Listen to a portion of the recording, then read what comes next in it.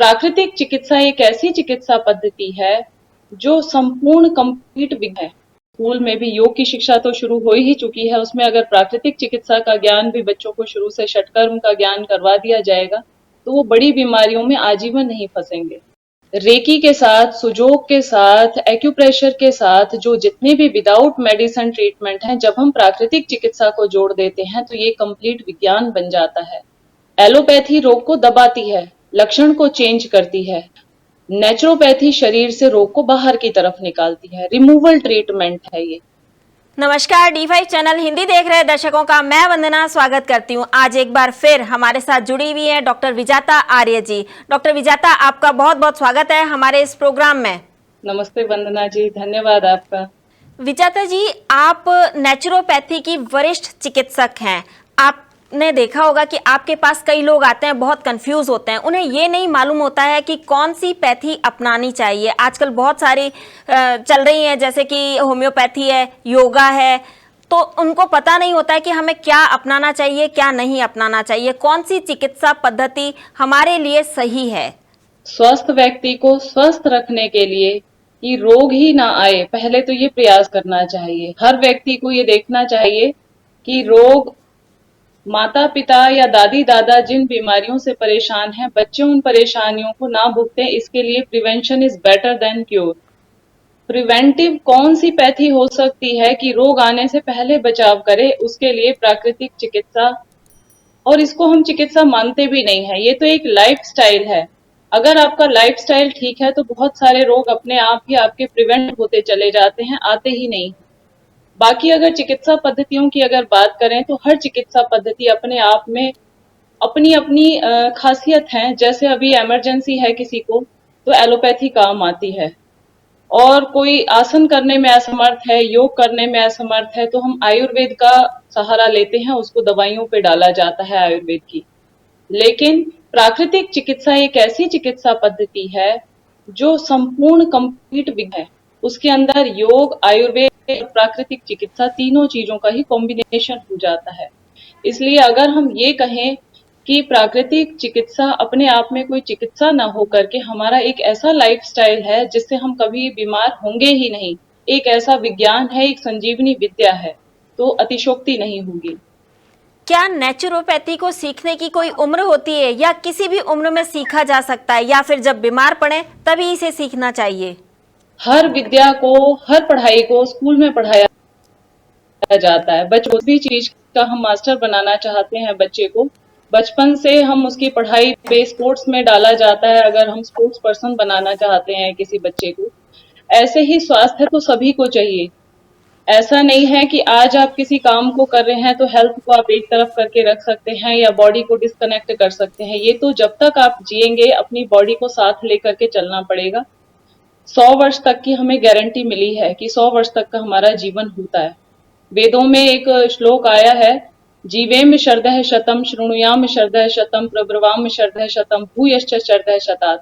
अब 100 वर्ष तक किसी गाड़ी को आपको साथ लेकर चलना है तो उसकी मेंटेनेंस पे बचपन से ध्यान देना होगा, क्योंकि एक बार जब गाड़ी में खराबी आ जाती है, शरीर के अंदर किसी भी प्रकार की बड़ी प्रॉब्लम आ जाती है, तो हमारा शरीर पहले जैसा नहीं रह जाता, बहुत ज्यादा परेशानियां क्रिएट हो जाती हैं। तब हम सोचते हैं कि अब हमें ऐसी चीजों की तरफ जाना चाहिए, योग करना चाहिए, प्राकृतिक चिकित्सा अपनानी चाहिए।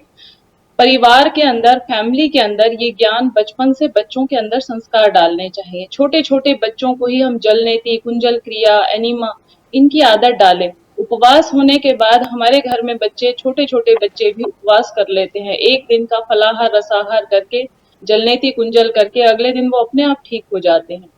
तो ये स्कूल की पढ़ाई है, आपको स्कूल में पढ़ाना चाहिए। स्कूल में अगर आपको ये कहीं पर भी यूनिवर्सिटी स्कूल में नहीं पढ़ाया जा रहा है तो कम से कम घर में माँ अपने बच्चों में ये डेवलप कर सकती है कि बीमार होने के बाद बच्चे अपने आप, सेल्फ हीलिंग पावर आपके अंदर होनी चाहिए, अपने डॉक्टर खुद बन जाएं, हमें किसी डॉक्टर की जरूरत ना पड़े। प्राकृतिक चिकित्सा एक ऐसा विज्ञान है जिसे बचपन से ही बच्चों के अंदर आदत डेवलप होनी चाहिए, सुबह जल्दी उठने की, एक्सरसाइज करने की। तो ये कोई चिकित्सा पद्धति नहीं रह जाएगी, ये अपने आप में हम इसे ये कह सकते हैं कि हेल्दी हैबिट्स हैं हमारी। जैसे अभी हम रोज कहते हैं बच्चों को ब्रश कीजिए, नहाइए, कपड़े चेंज कीजिए, गंदे कपड़े नहीं पहनने हैं आपको, हैंड वॉश करना है। ऐसे ही अगर मैं ये कहूँ कि प्राकृतिक चिकित्सा की जो क्रियाएं हैं, क्लींजिंग मेथड है, ये भी एक हेल्दी हैबिट्स है हमारी। मान लीजिए कुछ गलत आपने शादी पार्टी में खा लिया, तो नेक्स्ट डे बच्चे अपने आप ही कुंजल क्रिया कर लें। अपने आप उनको अगर कोल्ड हो जाता है, कफ हो जाता है, खांसी हो जाती है, तो वो जलनेती क्रिया कर ले। और एक दिन हैवी खाना हो जाता है, तो नेक्स्ट डे अपने आप ही वो फलाहार रसाहार उपवास करके गंदगी को शरीर से बाहर निकाल दे। ये कंप्लीट विज्ञान है कि आप अपने अपने डॉक्टर बन जाइए, और ये शुरुआत बचपन से होनी चाहिए। माता पिता बच्चों के अंदर संस्कार डालें, और अगर हो सके तो इसको स्कूल में भी योग की शिक्षा तो शुरू हो ही चुकी है, उसमें अगर प्राकृतिक चिकित्सा का ज्ञान भी बच्चों को शुरू से षटकर्म का ज्ञान करवा दिया जाएगा, तो वो बड़ी बीमारियों में आजीवन नहीं फंसेंगे। क्या अंतर है बाकी की चिकित्सा पद्धति और नेचुरोपैथी में? देखिए, चाहे आयुर्वेद है, चाहे योग है, प्राकृतिक चिकित्सा है, होम्योपैथी है, यूनानी है, रेकी है, सुजोग है, बहुत सारी थेरेपीज का मैं आपको नाम गिनवा दूं। सारी की सारी जो पैथी हैं, कहीं ना कहीं सभी अच्छी हैं। मैं बुराई किसी भी पैथी की नहीं करती हूँ। सभी अपनी जगह पे बहुत ज्यादा यूजफुल है। कहीं कहीं हमें एडिशन आ जाती है कि रोगी असमर्थ हो जाता है प्राकृतिक चिकित्सा करने में, बहुत क्रिटिकल कंडीशन हो जाती है, ऑपरेशन जब करना पड़ता है, तो उस समय एलोपैथी काम आती है। और रेकी है, चुंबक चिकित्सा है, एक्यूप्रेशर है, ये ऐसी चिकित्सा है जिन्हें हम कहीं पर भी दे सकते हैं। हमें किसी चिकित्सालय की भी जरूरत नहीं पड़ती है। आप कहीं पर भी बैठ करके एक्यूप्रेशर दे दें, दूर बैठे व्यक्ति को भी रेकी दे सकते हैं। और योग आसन है, इसमें भी हमें किसी चिकित्सालय की जरूरत नहीं, किसी सेंटर की जरूरत नहीं। आप बैठे बैठे कहीं पर भी कपालभाति, अनुलोम विलोम कर सकते हैं, मंडूक आसन, ताड़ासन, कहीं पर करके भी अपनी बॉडी को एक्टिव रख सकते हैं। लेकिन अपने आप में ये सारी पैथी अनकंप्लीट है विदाउट टॉक्सिफिकेशन। जब तक हम अपने टॉक्सिन्स को निकालते नहीं है, डिटॉक्स नहीं करते हैं बॉडी को, जब तक ये सारी पैथी कहीं ना कहीं अपूर्ण कही जाती हैं। रेकी के साथ, सुजोग के साथ, एक्यूप्रेशर के साथ जो जितने भी विदाउट मेडिसिन ट्रीटमेंट हैं, जब हम प्राकृतिक चिकित्सा को जोड़ देते हैं, तो ये कंप्लीट विज्ञान बन जाता है। एलोपैथी रोग को दबाती है, लक्षण को चेंज करती है। नेचुरोपैथी शरीर से रोग को बाहर की तरफ निकालती है। रिमूवल ट्रीटमेंट है ये। मान लीजिए आपको सिर में दर्द है और आपने गोली खा ली, तो सिर का दर्द आपको फील नहीं हो रहा, लेकिन बना हुआ एज इट इज है आपको। आंत भारी तो मात भारी, इसलिए आंतों पे काम कीजिए कि मेरी आंतें साफ हो जाएंगी तो सिर का दर्द ठीक हो जाएगा। इसलिए प्राकृतिक चिकित्सा रिमूवल ट्रीटमेंट है और एलोपैथी सप्रेसिव ट्रीटमेंट है। जब हम आयुर्वेद की करते हैं, तो आयुर्वेद हमारा भोजन है। हम भोजन किस तरह का करें, ये हमें आयुर्वेद बताता है। तो प्राकृतिक चिकित्सा के अंदर योग, आयुर्वेद और प्राकृतिक चिकित्सा तीनों का ही कॉम्बिनेशन किया जाता है, तभी जाकर के कंप्लीट पैथी तैयार होती है। आपका भोजन आयुर्वेद के अकॉर्डिंग हो, आपकी दिनचर्या में प्रतिदिन 1 घंटा सुबह एक्सरसाइज, आसन, प्राणायाम जरूरी होना चाहिए, और दिन भर आप अपनी क्रियाओं को करके जलनेती, कुंजल, बस्ती, मिट्टी की पट्टी, अनीमा, अपने पूरे शरीर को क्लींस करके संपूर्ण स्वास्थ्य पा सकते हैं। डॉक्टर विजाता, आप हमारे साथ जुड़ी, आपका बहुत बहुत धन्यवाद। Thank you so much Vandana ji.